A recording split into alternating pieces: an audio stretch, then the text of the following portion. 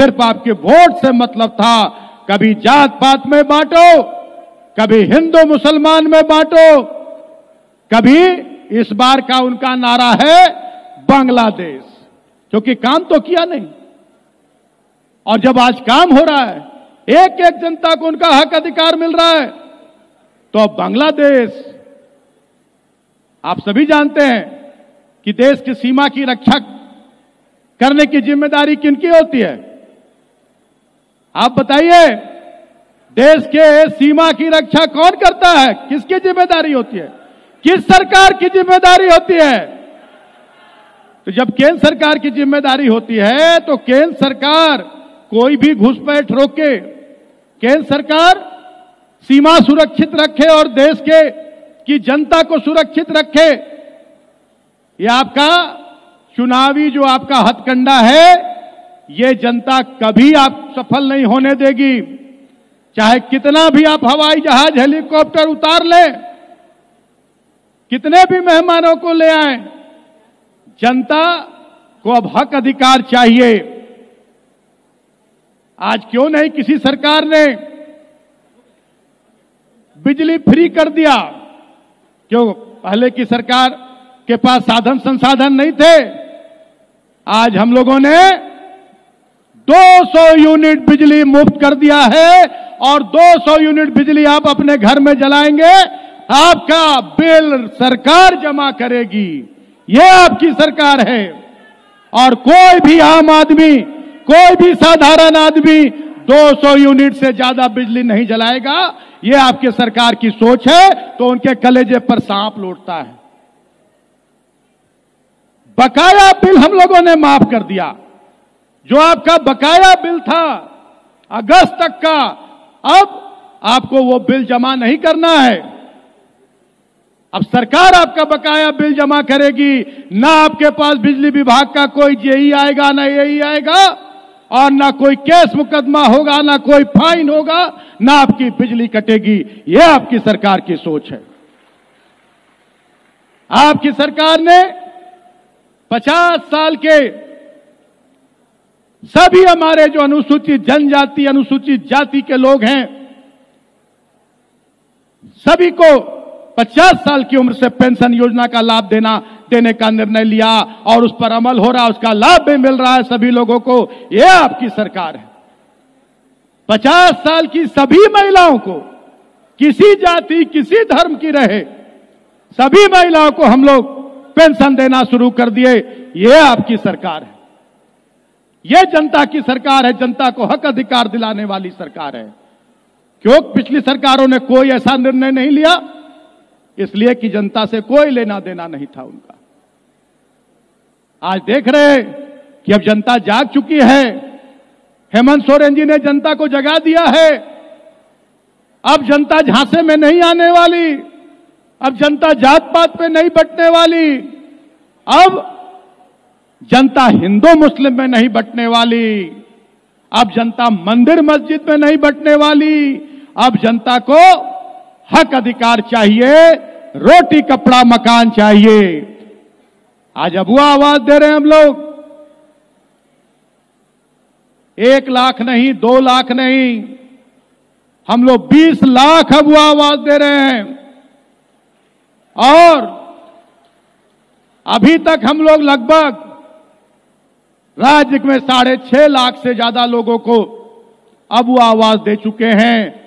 और आपको हम भरोसा और विश्वास दिलाते हैं इसी मन से कि जैसे आज कोई सर्वजन पेंशन से वंचित नहीं है, कोई 50 साल के पेंशन से वंचित नहीं है, कोई भी महिला हमारी 50 साल के पेंशन से वंचित नहीं है, वैसे ही बहुत जल्द 1 से 2 साल के अंदर इतनी बड़ी सभा में भी कहेंगे कि एक हाथ उठा दो जिसका अबुआ आवास नहीं है, तो एक हाथ नहीं उठेगा।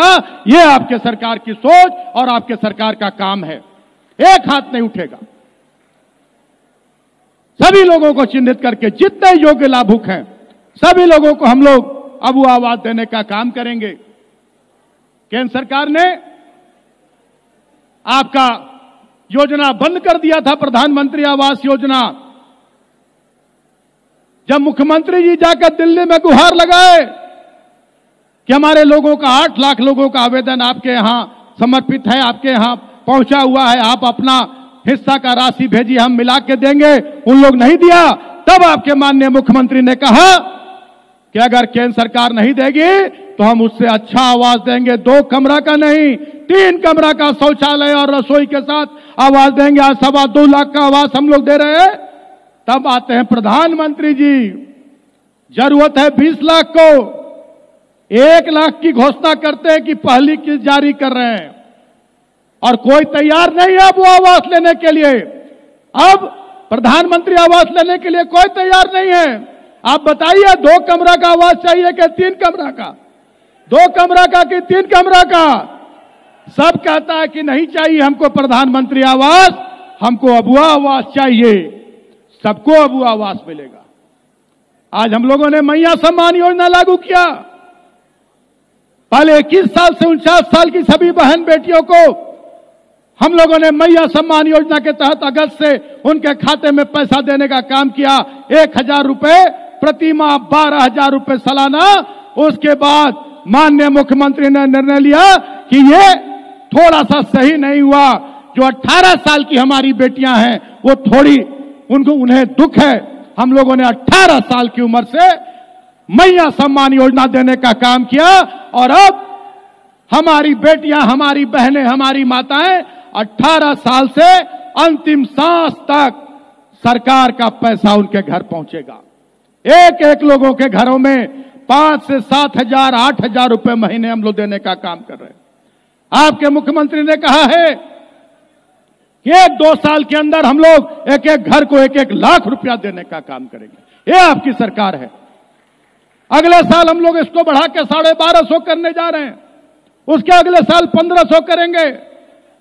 और जो आज तक आपका शोषण करते आए झारखंडी विरोधी लोग चले गए हैं कोर्ट में कि मैया सम्मान योजना को बंद होना चाहिए, राज्य का खजाना लुटा रहा है।